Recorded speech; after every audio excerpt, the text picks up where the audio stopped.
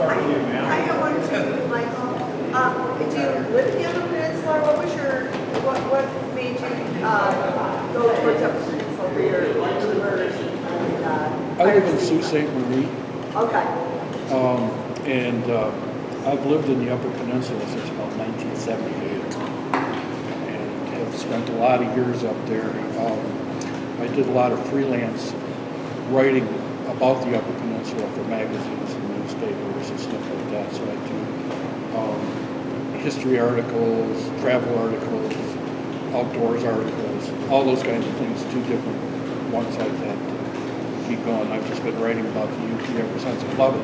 You can't, if this last winter won't get me out of the UP, nothing's good.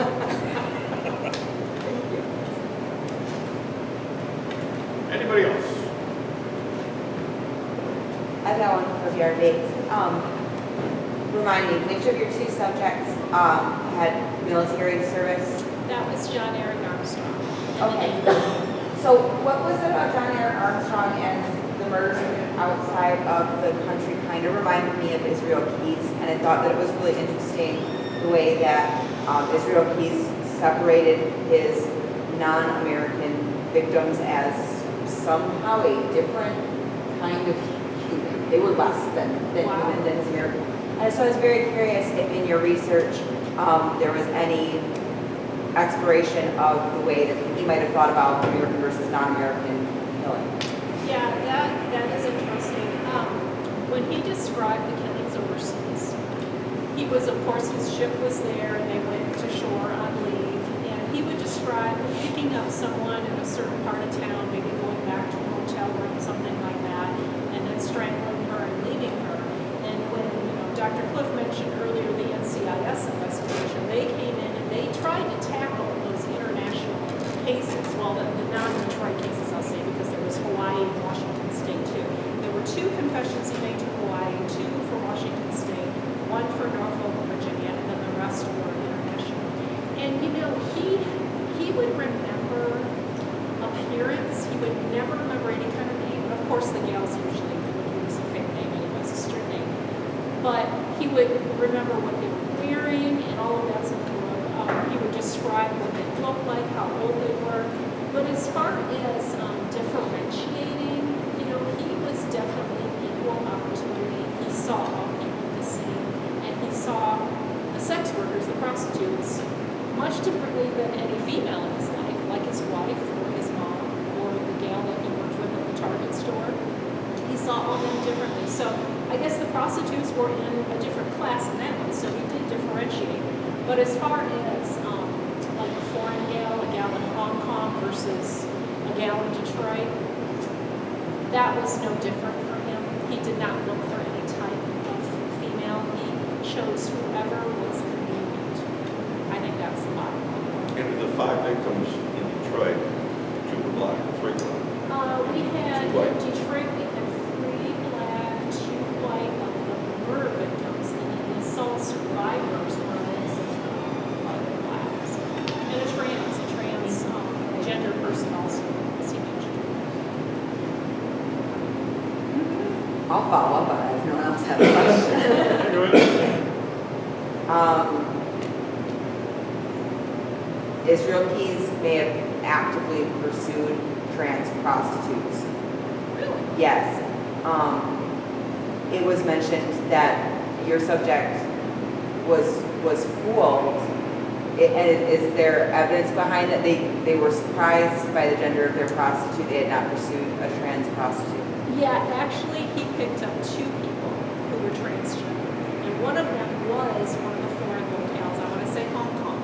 Okay. One of the 2 Hong Kong confessions, he claimed to pick up a girl and then brought her back to a hotel room and then realized, okay, she's not biologically a girl, and then killed her. Killed her because of that.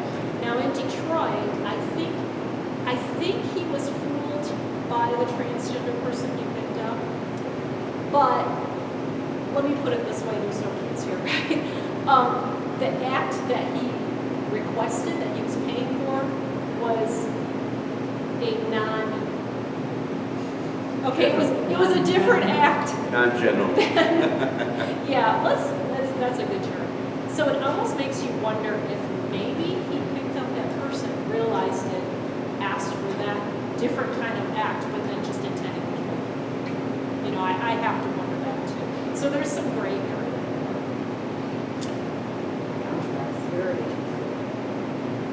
The part I found out was interesting about Billy Ray interviewing him. When she first started talking to him, he really didn't want to talk about it because he was concerned that it might bring bad memories up in the survivors. You know, he said through email, he said he didn't want to talk about the cases, and he didn't want to do a book right now. He didn't want to participate in a book, almost like there was going to be no book if he did not participate. I said, well, I'm going to do the book anyways. But he did make reference to the families of the victims, and he said something to the effect of, well, I don't think the victim families want to go through that, or something like that. And it was Such a caring concern. the cynic would think, okay, that's just a bunch of smoke, blowing smoke, or my cynic.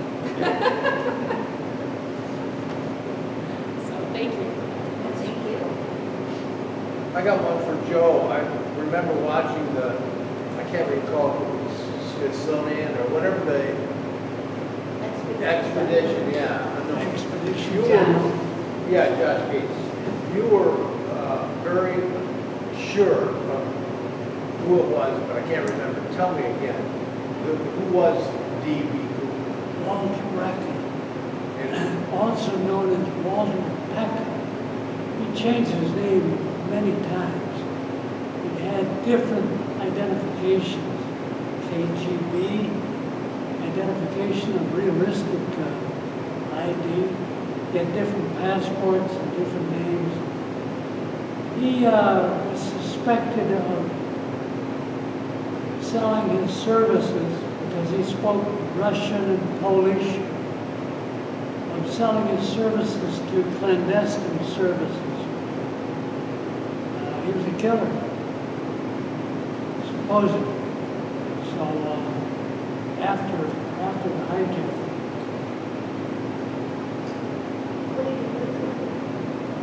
What did he do with the money? he used the money to buy a home in Spokane, and we ran down the guy who sold it, who he bought the house from, and he confirmed it was Walter Ricker who bought the house from him and bought it in cash, and described him to a T. So that was another corroborative piece of evidence that we used to identify, to make sure that he was in fact D.B. Cooper. the money that the child found alongside the river was part of his money? Money was part of the money. Yeah. The serial numbers matched. And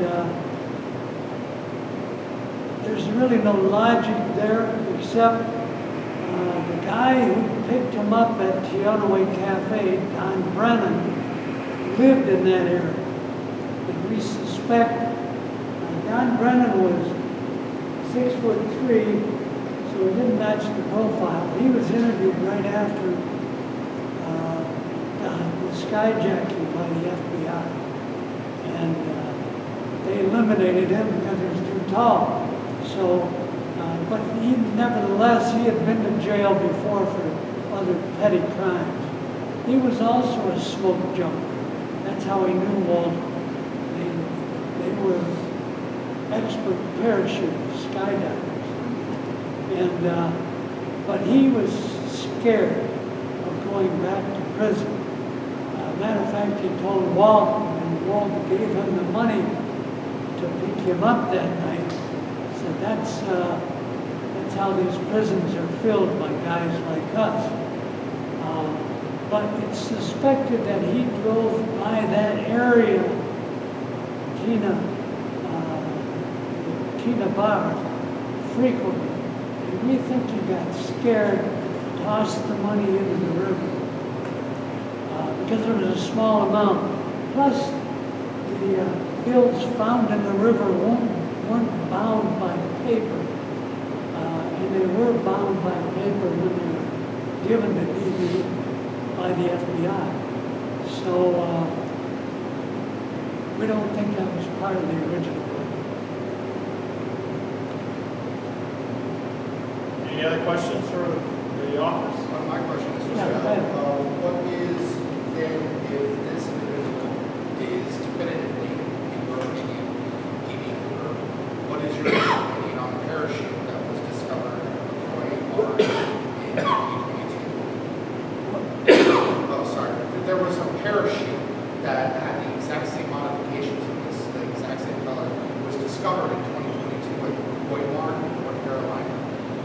So, this is in, obviously, North Carolina, so this is far away from the event, and it kind of had ties to potentially, I haven't heard of a tie, yes. you ever heard? No. So I doubt there's anything to it. So do you doubt the authenticity of the parachute itself? No, No, you don't. I don't doubt anything he told me, or he told Carl in those tapes. And if you read the book, I think you would agree, or listen to the tapes more effectively than Julie listened to the tapes. It took hundreds of hours to type those transcripts out. She's convinced. But, no, I believe that there's a parachute somewhere in Cleveland out in the field. And we went out there with Expeditions Unknown looking for it.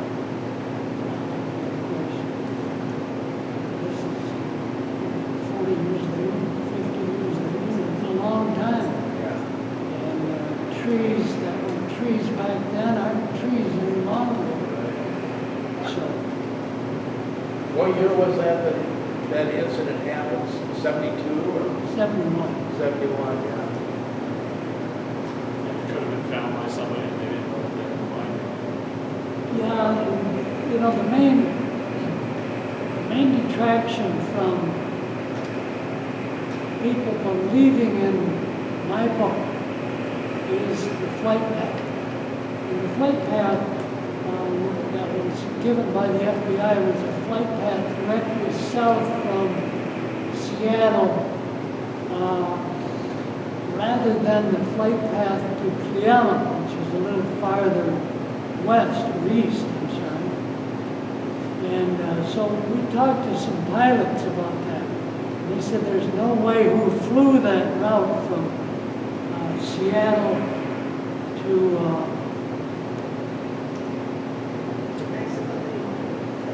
not Mexico, Reno or? Reno, Nevada. And they said we wouldn't have gone, especially with the 10,000-foot limit, we wouldn't have taken the FBI flight path. We would have taken a flight path that would have taken us near Cleveland because the mountain ranges were under 10,000 feet. And the weather was terrible, and the equipment those days was nowhere near as good as today. So they had to fly with the landing gear down, 10,000 feet, slow, and so they flew that flight path toward Cleveland, which couples with Baldwin's story. All right. Anybody have a question for Allie? I do actually. What is your research process like? Because these, you see that these mysteries are kind of obscure and completely forgotten. So what is your research process like? That's such a good question. So I rely really heavily on old newspapers. It's really great because they've digitized a lot of them, and there are websites devoted to digitized newspapers. If you're interested in looking yourself, Central Michigan University has on their website a free database of newspapers that have been digitized. There's also newspapers.com and Genealogy Bank. They're really, really great for that. But what you can do is you can search by keyword for whatever you're looking for. So, and I was telling somebody this a second ago, I was saying it sounds really silly, but I'll go in and I'll type in like bizarre murder, and I'll search in Michigan, and I'll search for, you know, whatever time period I want. And you would not believe how many things pop up for that. Like, I'm not kidding, when I when I started Bloodstained, it's 5 stories now. I had over 100 that I was choosing from. And that was like a whittled down list. Like there are so many stories out there that haven't been told. So I do a lot with the newspapers, and then I'll go through and I'll chronologically like write down everything the articles are saying. Ancestry.com is another really great database. It's tough because it's user populated, so you kind of got to double check your sources. Census records, deed records, death certificates, birth certificates, all of that. And then once you have all of the pieces, you can kind of weave it into a narrative. It's like putting together a puzzle, which is really fun. But yeah, newspapers are definitely